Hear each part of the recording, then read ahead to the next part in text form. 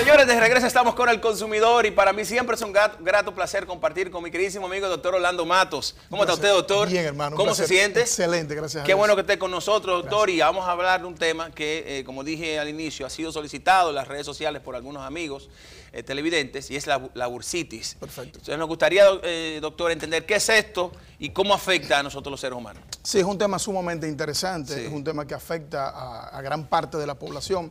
Y la bursitis no es más que la inflamación de la bursa. ¿Qué es la bursa?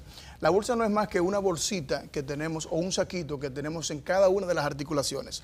En el cuerpo humano existen aproximadamente más de 1000 bolsas serosas. Esas bolsitas serosas o saquitos tienen una función importante y es que están llenas de un líquido que es el líquido sinovial. Por eso se llaman bolsas serosas sinoviales. Entonces, ¿cuál es la función de estas bolsas serosas? Es mantener la articulación lubricada y que al mismo tiempo los huesos no rocen hueso con hueso, Okay. no existe esa fricción directa de hueso con hueso. Y al mismo tiempo, entonces, de que protegen la articulación, protegen la fricción de los tendones, los músculos con el hueso. Me explico. En la articulación del hombro, como es una de las articulaciones que normalmente tiende a afectarse más con la bursitis, llamada bursitis del hombro o bursitis subacromial, esa bolsita está en el medio de un huesecito que se llama el acromion. Entonces, ¿qué pasa? Al no permitir esa fricción del acromion con la parte de lo que es la cabeza del húmero, entonces manda ese líquido, mantiene la articulación lubricada y al mismo tiempo cuando realizamos cualquier tipo de movimiento, es decir, cuando elevamos el brazo, o en el caso del pie, por ejemplo, cuando hacemos algún tipo de flexo-extensión, en el caso de la rodilla, por ejemplo, de la cadera, no permite de que haya esa fricción y no existe dolor. Ahora bien, cuando se inflama, entonces sí, ya hay un proceso importante de dolor. Algo que usted ha mencionado diferentes partes del cuerpo, ha Sí. hablado de los pies, ha hablado de las rodillas, la cadera, los hombros. Tenemos bursa en todas estas áreas. En todas las articulaciones tenemos esa bolsita serosa, Okay. pero nosotros, claro, dije al inicio de nuestra disertación que existen más de 1000 bolsas serosas. Más de 1000. Pero hay lo que se llaman bolsas serosas constantes, que son las que más tienden a producir las bursitis. Hay otras que son inconstantes, que casi no dan ningún tipo de sintomatología. ¿Cuáles son las más constantes, doctor? Las más constantes son la articulación del hombro, que es la bursitis subacromial. Tenemos también lo que es la bursitis a nivel de la rodilla, a nivel de la cadera, que es la bursitis pertrocantérica, y a nivel del pie tenemos lo que es la quilla, es decir, detrás de la parte posterior del pie.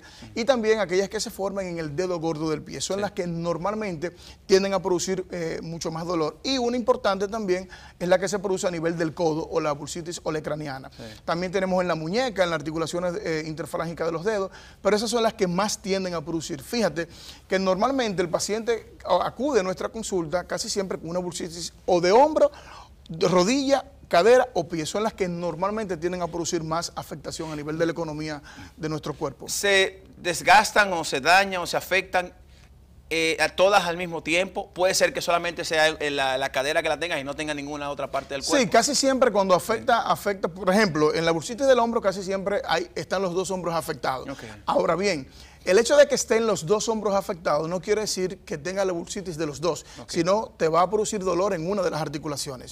Pero tenemos pacientes que pueden tener una bursitis en la articulación de la rodilla y en el hombro, o una bursitis en la articulación del hombro y la cadera, pero casi siempre se desencadena uno de las articulaciones. ¿Cómo se describe el dolor, doctor? ¿Cómo usted describiría ese dolor? Mira, el dolor de la bursitis es un dolor de inicio brusco, porque hay pacientes que pueden tener 10, 15, hasta 20 años con la bursitis y no presentar ningún tipo de dolor. El paciente que acude a la consulta dice, doctor, yo estaba bien, dormí mal y desperté con un dolor insoportable, un dolor que no puedo elevar el brazo. Casi siempre estos pacientes tienen la historia de haber recibido algún trauma, es decir, yo me di un golpe con la puerta en el hombro, o me di un golpe en la rodilla, o estaba haciendo un trabajo. Fíjate que la gran mayoría de los pacientes que llegan a nuestra oficina con bursitis son pacientes que trabajan, por ejemplo, aquellas personas que trabajan colocando pisos que duran mucho tiempo de pie, o que practican algún tipo de deporte, por ejemplo, los catchers, los que juegan tercera base, son más susceptibles de desarrollar bursitis de la rodilla y de la cadera. Aquellos, por ejemplo, que trabajan con un destornillador o con una computadora, las profesoras, son más susceptibles de desarrollar bursitis en el codo y en la muñeca. Y normalmente también aquellos pacientes que utilizan mucho la articulación del hombro, por ejemplo, las estilistas que trabajan en los salones, por ejemplo, los visitadores a médicos que usan mucho lo que es el botiquín, son mucho más susceptibles de desarrollar bursitis del hombro. Los pitchers. Los pitchers, por ejemplo, los lanzadores, exacto. Y algo importante, tú dirás, bueno, pero ¿cuál es la causa de esta entidad? Casi siempre la bursitis se va a desarrollar en aquellas personas que utilizan más la articulación. Es paradójico, pero a medida que utilices más una articulación es mucho más susceptible de que el paciente desarrolle una bursitis.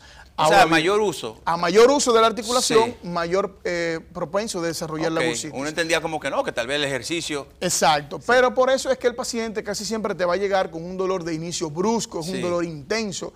En algunos pacientes nosotros vamos a ver que el paciente te va a llegar con el hombro hinchado, es decir, con aumento de volumen, se le va a poner rojo o eritematoso.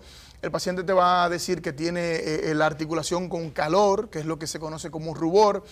Y casi siempre el paciente dice, doctor, yo no puedo peinarme, no puedo, por ejemplo, en el caso de los hombres, no puedo ponerme la chaqueta. Cuando me voy a colocar la chaqueta, no puedo extender el brazo hacia atrás.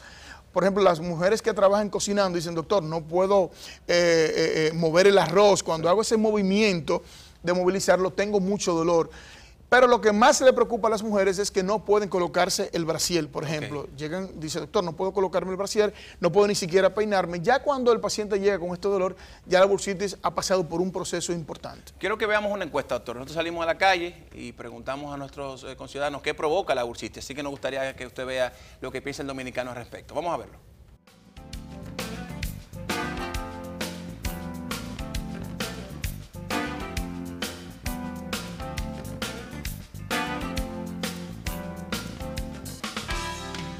Se sabe que eso viene siendo como una infección, pero no se sabe qué lo provocará. Una caída, un golpe, puede ser. Bueno, no me doy cuenta qué es lo que puede provocarlo. Bueno, hasta la parte que uno come, que son partes muy grasosas, eso provoca inflamación, diría yo. Muchísimas cosas, pero ahora mismo no tengo las palabras clave. No, tengo información exacta de eso. Puede causar un mal golpe. La mala alimentación lo puede provocar, sí. No tomar leche, algún golpe, así. A veces comemos incontrolablemente, oíste. Eso hace de que el organismo, los huesos, sufran con el tiempo por la falta de alimentación que se da a la persona.